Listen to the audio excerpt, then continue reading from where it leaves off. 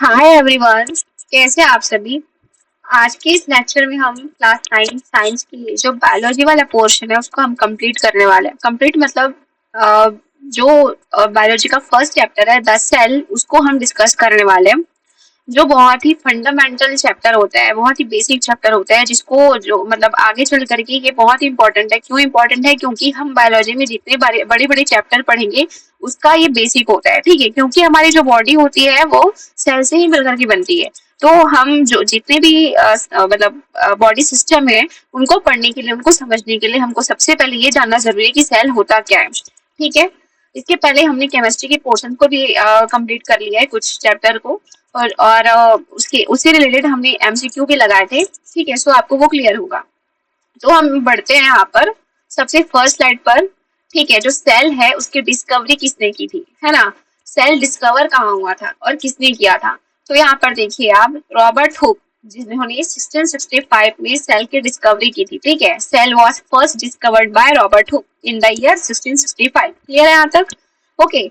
He observed a thin slice of cork under microscope, मतलब कि उन्होंने ऑब्जर्व किया था किसके अंडर, अपने माइक्रोस्कोप के अंडर। कॉर्क, कॉर्क मतलब मैं बताऊंगी यहाँ पर। ठीक है, उन्होंने ऑब्जर्व किया था अपनी माइक्रोस्कोप के अंदर कॉर्क को। कॉर्क क्या होती है? एक डेड सेल होती है। जो कॉर्क होती है वो कहाँ होता है? पेड़ों की छाल पर पाया जाता है। पेड़ पेड़ जो है ट्री के बार्क में पाया जाता है। कहाँ? कौन? कॉर्क। कॉर्क क्या होती है? डेड सेल होती है, आपने देखा होगा। ठीक है, लकड़ी को। तो इन्होंने क्या किया था? कॉर्क सेल में इन्होंने डिस्कवर किया था किसको? सेल को। और जो इन्होंने जो सेल डिस्कवर किया था वो क्या था? क्या था? डेड था। क्यों? क्योंकि डेड कॉर्क है ना, तो इन्हीं के अंदर इन्होंने, मतलब इन्होंने, रॉबर्ट हुक ने जो डिस्कवरी की थी सेल की, इसी के अंदर डेड कॉर्क के अंदर की थी। ठीक है, यहाँ पर देख सकते हैं आप, हिंदी में लिखा हुआ है रॉबर्ट हुक ने स्वयं निर्मित, और उन्होंने जो माइक्रोस्कोप किया बनाया था वो उसको मतलब खुद बनाए थे वो। ठीक है, खुद के माइक्रोस्कोप में उन्होंने कॉर्क सेल को देखा। ठीक है, जो कॉर्क होती है वो क्या होती है? डेड होती है, डेड सेल होती है, मतलब होती थी, मतलब होती है। ठीक है, तो उन्होंने सबसे पहले खोजा किसको? सेल को खोजा। ठीक है, अब मैंने बताया cork is obtained from bark of the tree. Clear? और जो cork is a dead cell, यहाँ तक आपको याद रखना है। अब यहाँ पर देखिए, जो इटमोलॉजी, इटमोलॉजी क्या होता है? जो सेल टर्म है ना, सेल टर्म, ये क्या है? लैटिन भाषा की, किससे? लैटिन जो लैंग्वेज है, लैटिन वर्ड है, उसकी सेलुला से मतलब सेलुला से आया है। जो सेल वर्ड है, सेल टर्म है, वो लैटिन वर्ड की सेलुला से आया है, जिसका मीनिंग क्या होता है? Small room. ठीक है, अब इन्होंने क्या किया? Hooke's finding were published in his famous book, मतलब इन्होंने अपनी पुस्तक जो है माइक्रोग्राफिया, उसमें इस चीज को क्या किया? पब्लिश किया। ठीक है, तो इतना याद आपको याद रखना है। अब मैं बताती हूँ। ठीक है, उन्होंने देखा क्या? कॉर्क सेल के अंदर माइक्रोस्कोप से देखा क्या? ठीक है, उन्होंने क्या किया था? कॉर्क का एक पतला टुकड़ा देखा माइक्रोस्कोप के अंदर रख करके। कॉर्क क्या होता है? पेड़ की छाल से प्राप्त होता है। यहाँ तक क्लियर है? और कॉर्क क्या है? एक डेड सेल है। ठीक है, मैंने 2 बार रिवीजन करा दिया गाइस, यहाँ पर आपको याद होना ही चाहिए। उन्होंने क्या देखा अपने माइक्रोस्कोप के नीचे? मतलब जो कॉर्क सेल होती है ना, वो अगर तुम माइक्रोस्कोप से देखोगे, जैसे उन्होंने देखा, तो वो कैसे दिखाएगी? मधुमक्खी के छत्ते लाइक दिखाई देगी। मधुमक्खी का छत्ता मतलब जो हनी कॉम्ब होता है, हनी कॉम्ब लाइक स्ट्रक्चर दिखाई देगी। ठीक है, और उन्हीं उन्हों, उन्हीं मतलब उन्होंने उन्हीं सेल्स को क्या नाम मतलब उन्हीं उन्हीं को क्या बोला? मतलब जो क्या बोलते हैं, हनी कॉम्ब लाइक स्ट्रक्चर दिखाई दिया। रॉबर्ट हुक ने उन्हीं को सेल्स नाम दिया। ठीक है, अब सेल्स शब्द मैंने बता दिया, वो कहाँ से आया है? लैटिन भाषा की, लैटिन वर्ड की सेलुला से आया है, जिसका अर्थ होता है छोटा कमरा। ठीक है, उन्होंने छोटे छोटे मतलब कमरे देखे किसके अंदर? कॉर्क सेल के अंदर। ठीक है, अपने माइक्रोस्कोप में। यहाँ तक क्लियर हो? तो आप यहाँ पर क्या समझे? डिस्कवरी है सेल की, किन्होंने की थी? रॉबर्ट हुक ने की थी, 1665 में की थी। ठीक है, और उन्हें जो सेल की डिस्कवरी की थी वो कैसा सेल था? डेड सेल था। आपको इतना ही याद रखना है। ठीक है, मैं अगर अभी डायग्राम दिखाऊंगी तो आपको क्लियर हो जाएगा। ये देखिए, ये जो डायग्राम है ना, वो क्या है? उनके माइक्रोस्कोप के अंदर जो उन्होंने देखा था, माइक्रोस्कोप के नीचे उन्होंने देखा था कॉर्क सेल को। तो ये जो सेल होती है वो देखो यहाँ पर छोटे छोटे बॉक्स लाइक स्ट्रक्चर जैसे दिख रहा है, हनी कॉम्ब लाइक स्ट्रक्चर दिख रहा है। तो ये क्या है? मधुमक्खी के छत्ते जैसे उनको स्ट्रक्चर दिखाई दिया, और इन्हीं को क्या नाम दिया? उन्होंने सेल नाम दिया। यहाँ तक क्लियर हुआ? तो ये क्या है? ये माइक्रोस्कोपिक पार्ट है कॉर्क सेल का। Okay,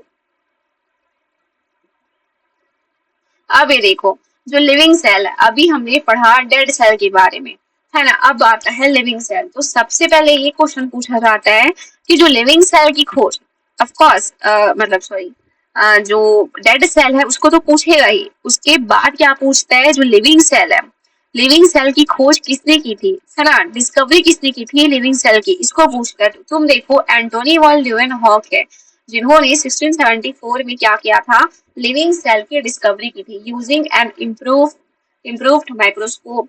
he was the first to observe free living cells in pond water. वो भी कहाँ किया था, पॉन्ड वाटर में किया था, तालाब की पानी में पहली बार क्या फ्री लिविंग सेल्स की इन्होंने मतलब इनकी खोज की थी, फ्री लिविंग सेल्स को इन्होंने खोजा था। ठीक है, ये discovered bacteria, protozoa and spermatozoa. इन्होंने और क्या क्या डिस्कवर किया, बैक्टीरिया को किया, प्रोटोजोआ को किया और स्पर्मेटोजोआ को किया। जो स्पर्मेटोजोआ है वो क्या होती है, मेल गैमेट्स होती है। ठीक है, जो स्पर्मेटोजोआ है जिसको हम स्पर्म्स बोलते हैं, वो क्या है, मेल गैमेट्स होते हैं। ठीक है, इसके अलावा जो प्रोटोजोआ है, बैक्टीरिया है, इसको इन्होंने खोजा था, एंटोनी वॉन लीवेनहॉक ने खोजा था। क्लियर हुआ यहाँ तक। और इन्होंने इसको क्या नाम दिया, एनिमल क्यूलक्स कहा। मतलब एनिमल क्यूलस कहा, मतलब कि ये सब, मतलब इन सबको मिलाकर के इन्होंने क्या नाम दिया, एनिमल क्यूलस का। ठीक है, क्लियर है। अब यहाँ पर देखो, हाँ मैंने यहाँ पर बता ही दिया, Hooke saw dead cell walls. हाँ, हुक ने क्या किया था, डेड सेल की खोज की थी, मतलब डेड सेल को देखा था। लेकिन जो लिवेनहॉक है, उन्होंने क्या किया था, लिविंग इंटरनल कंटेंट्स को देखा था। मतलब इन्होंने लिवेनहॉक जो थे, एंटोनी वॉन लिवेनहॉक जो थे, वो क्या किए थे, लिविंग सेल को खोजे थे। और वही हुक ने क्या किया था, डेड सेल को खोजा था। इतना आपको याद रखना है। क्लियर होगा। अब यहाँ पर आगे बढ़ते हैं। अब यहाँ पर देखो, एक सेकंड गाइस, इसके पहले हम समझते हैं, है ना, सेल थ्योरी। एक सेकंड, वो वाला स्लाइड कहाँ चला गया। हाँ, इसके अलावा जो और डिस्कवरी है, जैसे न्यूक्लियस। अब न्यूक्लियस कहाँ होता है, किसके अंदर होता है, इसको हम पढ़ेंगे। तो आप इतना अभी जान लो कि जो रॉबर्ट ब्राउन है, उन्होंने क्या की थी, केंद्र की न्यूक्लियस की डिस्कवरी की थी। किन्होंने की थी, रॉबर्ट ब्राउन ने की थी। किन्होंने की थी, रॉबर्ट ब्राउन ने की थी। कब की थी, 1831 में की थी। ठीक है, he discovered a spherical body in the cells of orchid roots and names it the nucleus। मतलब जो रॉबर्ट ब्राउन है, उन्होंने ऑर्किड के रूट्स में क्या केंद्रक की खोज की थी, न्यूक्लियस की खोज की थी। ऑर्किड क्या है, प्लांट है एक। ठीक है, ऑर्किड का प्लान आपने सुना होगा। तो रॉबर्ट ब्राउन ने सबसे पहले जो न्यूक्लियस की खोज की थी, वो किसमें की थी, ऑर्किड के जड़ों में की थी। ठीक है, ऑर्किड रूट्स में की थी। तो इसे क्या क्लियर हुआ, जो रॉबर्ट ब्राउन है, 1831 में किसकी खोज की थी, उन्होंने केंद्रक की खोज की, न्यूक्लियस की खोज की। और जो न्यूक्लियस होता है वो क्या होता है, ब्रेन ऑफ द सेल होता है। मतलब ये जो सेल है, ये पूरा स्ट्रक्चर आपको क्या दिखाई दे रहा है, ये पूरा स्ट्रक्चर आपको सेल का दिखाई दे रहा है। अब सेल के अंदर कौन पाया जाएगा, न्यूक्लियस पाया जाएगा। ये जो अंदर वाला पार्ट है, ये वाला जो पार्ट है, वो क्या होता है, न्यूक्लियस होता है। ठीक है, यहाँ पर आप देख सकते हैं, यहाँ पर ये वाला पार्ट है, वो क्या है, न्यूक्लियस है। ठीक है, तो जो सेल न्यूक्लियस होता है, वो क्या होता है, ब्रेन ऑफ द सेल होता है। मतलब ये कंट्रोल करता है ऑल मेटाबॉलिक एक्टिविटीज को। ठीक है, सेलुलर एक्टिविटी को कंट्रोल करता है कौन, न्यूक्लियस। इसीलिए इसको ब्रेन ऑफ द सेल बोला जाता है। क्लियर है। अब हेरिडिटी, इसमें क्या होता है, इसके अंदर जेनेटिक मटेरियल्स होता है। ये जो न्यूक्लियस है, उसके अंदर क्या होगा, जेनेटिक मटेरियल्स होगा। इसको हम आगे एकदम डिटेल से पढ़ने वाले हैं, तो आपको यहाँ पर कोई दिक्कत नहीं आने वाली। आपको बस इस स्लाइड में याद रखना है कि जो न्यूक्लियस है, उसकी खोज किसने की थी, रॉबर्ट ब्राउन ने की थी 1831 में। इसके अलावा जो न्यूक्लियस है, उसको ब्रेन ऑफ द सेल बोला जाता है। ठीक है, और ये क्या कंटेंट जेनेटिक मटेरियल, मतलब इट्स कंटेंट जेनेटिक मटेरियल्स, मतलब इसके अंदर डीएनए आरएनए होता है। क्लियर, इतना ही याद रखना है आपको इस स्लाइड में। अब यहाँ पर देखिए, जो प्रोटोप्लाज्म है, ठीक है, प्रोटोप्लाज्म क्या होता है, इसके बारे में मैं आगे बताऊंगी, आपको टेंशन लेने की जरूरत नहीं। ठीक है, अब जो प्रोटोप्लाज्म टर्म है, उसको किन्होंने प्रपोज किया था, तो किन्होंने किया था, पुरकिंजे ने किया था। कब किया था, 1839 में किया था। तो आपको इस स्लाइड में क्या याद रखना है, जो प्रोटोप्लाज्म टर्म किसने दिया, ऑफ कोर्स पुरकिंजे ने दिया 1839 में। इसके अलावा जो जे एस हक्सले है, 1868 में इन्होंने क्या किया था, फिजिकल बेसिस ऑफ लाइफ बोला था, मतलब प्रोटोप्लाज्म को क्या बोला इन्होंने, फिजिकल बेसिस ऑफ लाइफ बोला। ठीक है, क्या बोला, फिजिकल बेसिस ऑफ लाइफ बोला, मतलब जीवन का भौतिक आधार माना गया है किसको, प्रोटोप्लाज्म को। तो किसने बोला, ये जो लाइन है ना, वो किसने डिस्क्राइब किया था, J.S. हक्सले ने किया था 1868 में। ठीक है, आपको ये स्लाइड क्लियर हुआ? ओके, अब आगे बढ़ते हैं। हाँ, अब यहाँ पर देखो जो प्रोटोप्लाज्म होता है वो क्या होता है, प्रोटोप्लाज्म, साइटोप्लाज्म। साइटोप्लाज्म में क्या होगा, मैं अभी डायग्राम में समझाती हूँ। और जो न्यूक्लियोप्लाज्म है, इनसाइड न्यूक्लियस, ठीक है, आउटसाइड ऑफ न्यूक्लियस, ठीक है, और जो न्यूक्लियोप्लाज्म है वो क्या, इनसाइड न्यूक्लियस। अब यहाँ पर तुम डायग्राम में देखो,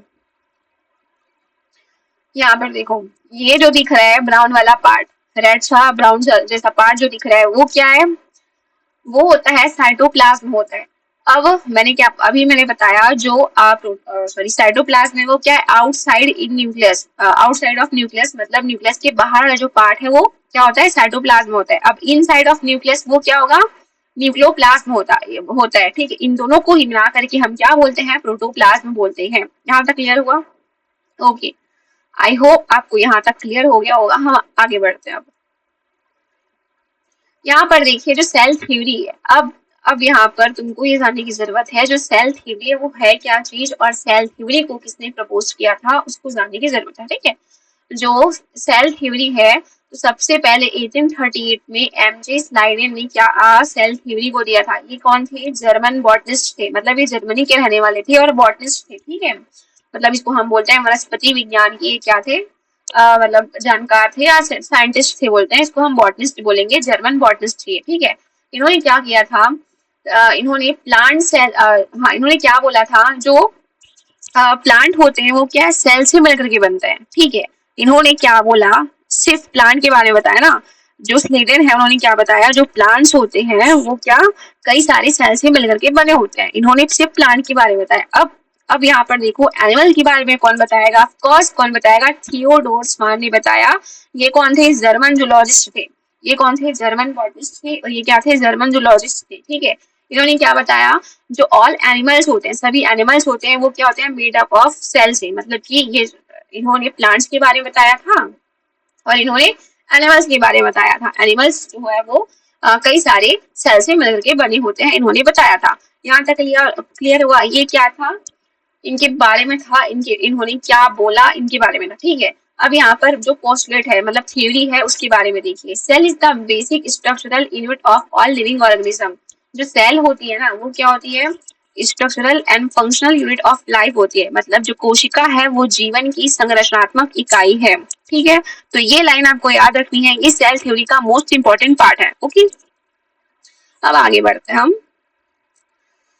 हाँ, अब जो ओमनी सेलुला ई सेलुला ये वर्ड है, आपको ये टर्म बिल्कुल याद रखना है। क्यों, क्योंकि ये जो ओमनी सेलुला ई सेलुला है उसको किसने दिया था, तो रुडोल्फ विर्चो ने दिया था। रुडोल्फ विर्चो जो है वो क्या है, मॉडिफाइड सेल थ्योरी, मतलब इन्होंने सेल को थ्योरी को क्या थोड़ा मॉडिफाई करके मॉडिफिकेशन करके बताया। तो क्या बताया उन्होंने, जो सभी सेल्स होती है ना वो किसी ना किसी प्री एग्जिस्टिंग सॉरी क्या बोलते हैं उसको, मतलब पहले से मौजूद किसी सेल से ही उत्पन्न होती है। किसी मतलब मैंने क्या बोला, जो सेल्स होती है ना, वो पहले से मौजूद किसी ना किसी सेल से क्या होती है, जनरेट होती है, ओरिजिनेट होती है। ठीक है, तो इसी जो इसका जो मतलब है ना, तो ये जो है वो क्या है, ओमनी सेलुला ई सेलुला, ये इसी के बारे में बता रहा है। ठीक है, यहाँ तक क्लियर हुआ। जो रुडोल्फ विर्चो है उन्होंने कौन सा टर्म दिया था, ओमनी सेलुला ई सेलुला 1855 में। इन्होंने क्या बोला, जो सभी सेल्स होते हैं, all cells arise from pre existing cells. Okay, यहाँ पर देखो, this completed the modern cell theory. ये जो कंप्लीट, ये क्या थी, मॉडर्न सेल थ्योरी था। ये कंप्लीट मॉडर्न सेल थ्योरी था, explaining how life continues through cell division. मतलब इन्होंने एक्सप्लेन किया कि जो सेल डिवीजन है वो हमारी लाइफ में कंटिन्यू चलती रहती है। ठीक है, तो इसके बारे में हम आगे पढ़ेंगे। और अब यहाँ पर देखिए, हाँ अब यहाँ पर देखो, जो लार्जेस्ट सेल है और स्मॉलेस्ट सेल है वो इस दुनिया में है क्या, उसके बारे में देखेंगे। ठीक है, तो यहाँ पर मैंने क्या मेंशन किया है, सबसे स्मॉलेस्ट सेल क्या होता है, माइकोप्लाज्मा होता है। ठीक है, इनका जो साइज होता है 0.1 to 0.5 माइक्रोमीटर होता है। ठीक है, ये क्या होती है, सबसे छोटी सेल होती है, स्मॉलेस्ट सेल होती है, ठीक है। यहाँ पर आप देख सकते हैं ये क्या है, माइकोप्लाज्मा। ये वाला जो डायग्राम है वो क्या है, माइकोप्लाज्मा है। अब यहाँ पर मैंने लार्जेस्ट सेल के बारे में बताया। लार्जेस्ट सेल क्या होता है, शुतुरमुर्ग का अंडा, मतलब ऑस्ट्रिच एग जो है वो लार्जेस्ट सेल है ना, सबसे बड़ी कोशिका है। इसकी जो साइज होती है वो कितनी होती है, 15 to 18 सेंटीमीटर होती है, ठीक है। ये माइक्रोमीटर में था, ये क्या था, सेंटीमीटर में था, क्लियर। अब यहाँ पर देखो लॉन्गेस्ट सेल, जो नर्व सेल होती है, जो हमारे ब्रेन में होती है, उसको हम मतलब जो हमारी नर्वस सिस्टम का सबसे छोटा यूनिट क्या होता है, हमारा न्यूरॉन होता है, उसको हम बोलते हैं लॉन्गेस्ट सेल बोलते हैं, ठीक है। ये क्या है ये, the longest cell in our body है, ठीक है। तो इसकी जो लेंथ होती है वो कितनी होती है, 19 सेंटीमीटर होती है। 19 सेंटीमीटर से 1 मीटर तक की होती है, क्लियर हुआ। तो ये आपको याद रखना है, ये मोस्ट इंपॉर्टेंट है, ये एमसीक्यू के फॉर्म में पूछ लिया जाता है, ठीक है। अब यहाँ पर देखो, हाँ, अब हम यहाँ पर पढ़ेंगे यूनिसेलुलर ऑर्गेनिज्म और मल्टी सेलुलर ऑर्गेनिज्म के बारे में पढ़ेंगे, जिसको हम बोलते हैं एक कोशिकीय जीव और बहुकोशिकीय जीव, ठीक है। अब एक कोशिकीय जीव क्या होता है, उसकी डेफिनेशन क्या होती है, इसके बारे में आप देखिए यहाँ पर, organisms made of a single cell that performs all vital function, मतलब कि ये जो ऑर्गेनिज्म होंगी, ऐसे जो ऑर्गेनिज्म होंगे, वो नाम से ही पता चल रहा है इनका, यूनिसेलुलर मतलब यूनि का मतलब होता है एक, और सेलुलर का मतलब होता है सेल, मतलब इनकी जो बॉडी होगी, ये जो ऑर्गेनिज्म होंगे, वो क्या सिंगल सेल से मिलकर के बने होंगे।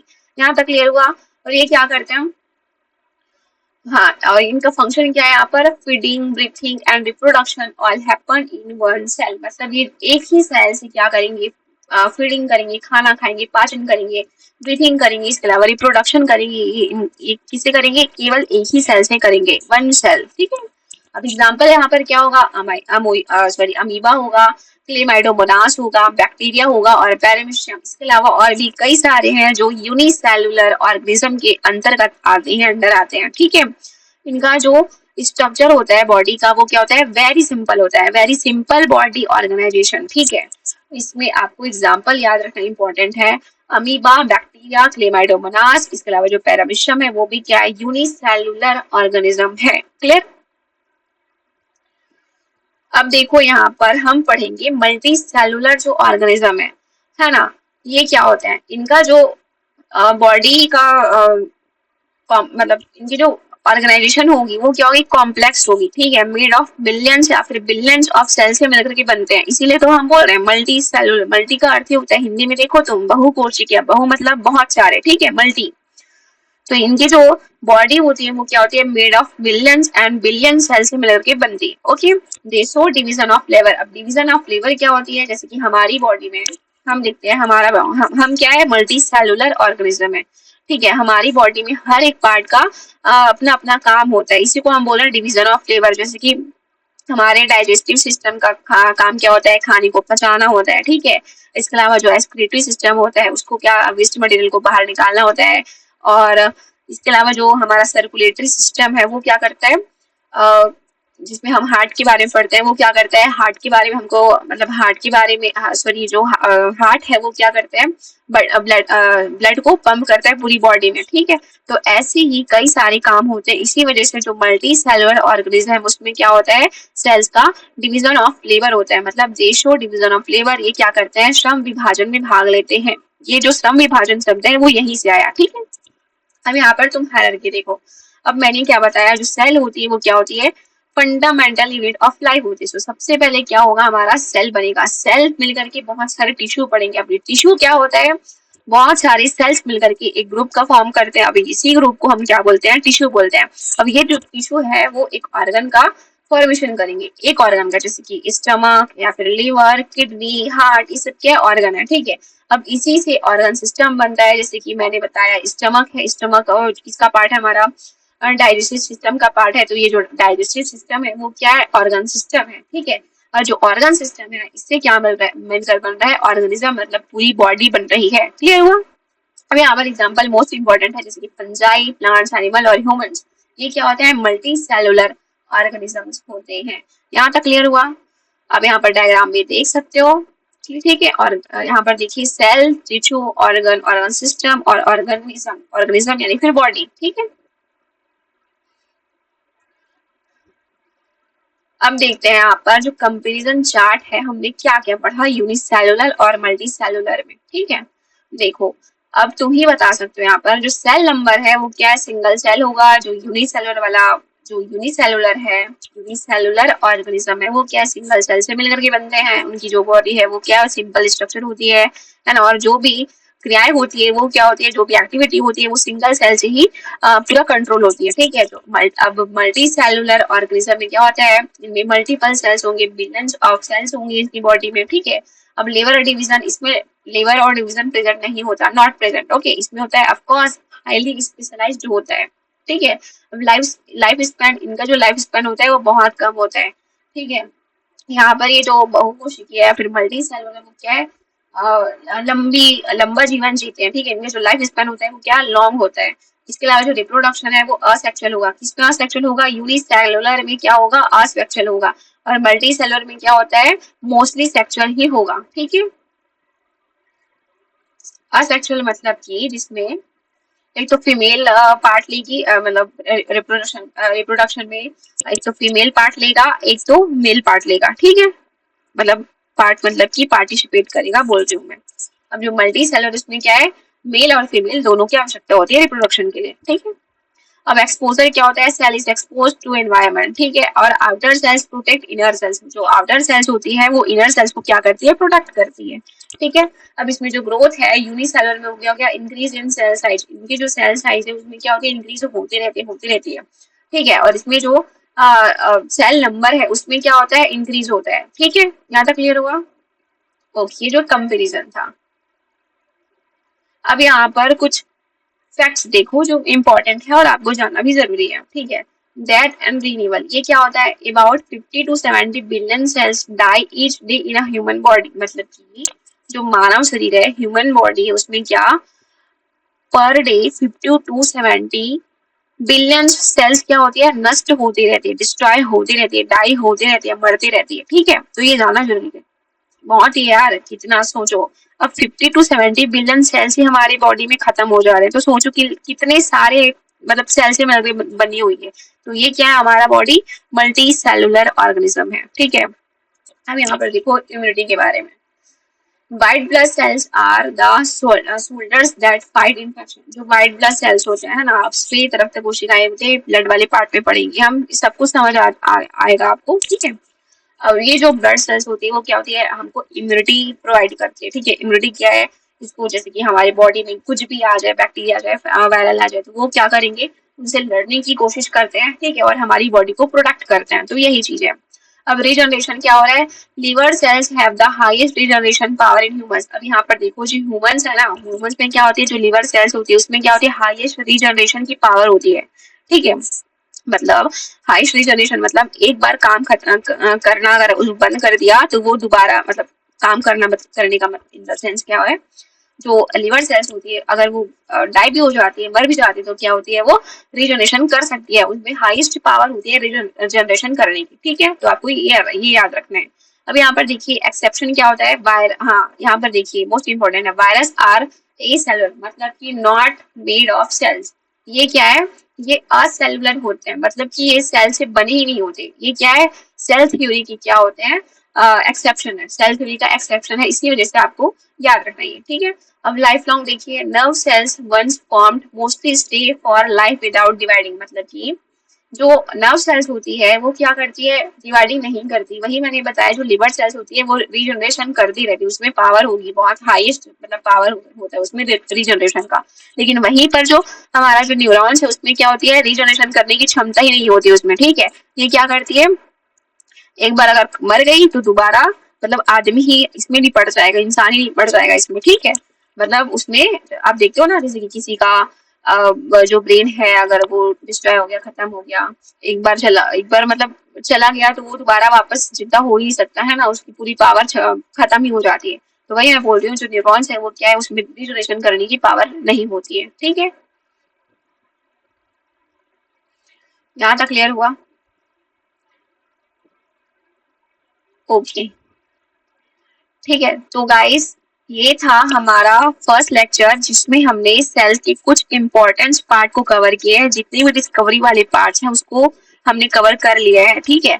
इसके अलावा हम जो जितने भी और फैक्ट्स थे, है ना, जैसे कि ओमनी सेलुलर, ई सेलुलर, ये सेल थ्योरी है जो, है ना, मोडिफाइड सेल थ्योरी थी, इसके बारे में हमने पढ़ा। और इसके अलावा हमने क्या जाना, यूनिसेलुलर और मल्टी सेलुलर ऑर्गेनिज्म होते क्या है, उनमें जो बॉडी स्ट्रक्चर होती है वो कैसे होती है, इसके बारे में हमने पढ़ा। ठीक है, अब आगे आने वाले चैप्टर में हम क्या पढ़ेंगे, सेल के अंदर जितने भी ऑर्गेनेलीज है उसके बारे में हम पढ़ेंगे, जैसे कि माइटोकॉन्ड्रिया, लाइसोसोम्स, है ना, न्यूक्लियोप्लास्ट। इसके अलावा सबसे पहले हम क्या पढ़ेंगे, प्लांट सेल और एनिमल सेल्स है उसके बारे में हम पढ़ेंगे। तब आगे चल करके हम एक ऑर्गेनेली को डिस्कस करते चलेंगे। ठीक है, ऐसे ही आपका चैप्टर भी कंप्लीट होते जाएगा धीरे धीरे। तो आपको इस सीरीज में बने रहना है। ओके, तो इस वीडियो को यहीं एंड करते हैं and thank you so much.